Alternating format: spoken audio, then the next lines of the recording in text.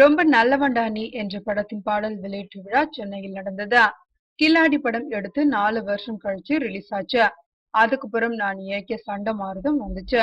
இப்போ மார்ச் 6ல் ரொம்ப நல்லவன்டா நீ வருது.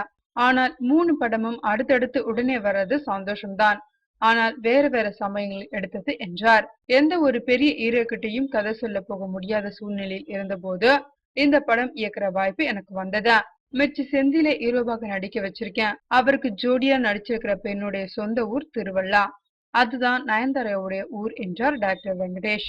விழாவிற்கு சிறப்பு விருந்தினராக வந்திருந்த சோனா தான் செம ஷாக் கொடுத்தார் நிருபர்களுக்கு. இந்த படத்தில் எனக்கு ஒரு ரோல் கொடுத்து நடிக்க வச்சாங்க. படம் முடிஞ்சு ரெடி ஆனதும் என்னை பார்க்க கூப்பிட்டாங்க. நான் என் போர்ஷன் வரைக்கும் தான் பார்ப்பேன். என்னை கடைசி வரை பார்க்கும்படி கட்டாயப்படுத்த கூடாது என்று சொல்லிவிட்டுதான் படம் பார்க்க போனேன். படம் ஓட ஓட முழு கதையும் ரசிச்சு பார்த்தேன். படம் முடிஞ்சதும் இந்த படத்தை என்கிட்டயே கொடுத்துருங்க, நான் ரிலீஸ் பண்ணிக்கிறேன்னு சொல்லி ஒரு விடையும் பேசினேன். ஆனால் இந்த படத்தை என்னால் ரிலீஸ் பண்ண முடியல.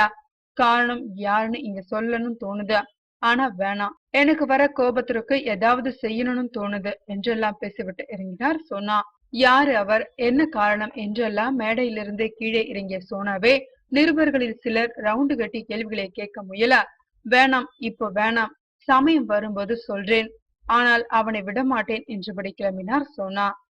நமது யூகத்தின்படி அவர் ஒரு முன்னணி இயக்குனருக்கு தனது நிறுவனத்தில் படம் இயக்க சொல்லி 1 கோடிக்கு மேல் பணம் கொடுத்திருந்தார். அந்த பணம் இன்னும் திரும்பி வரவில்லையாம்.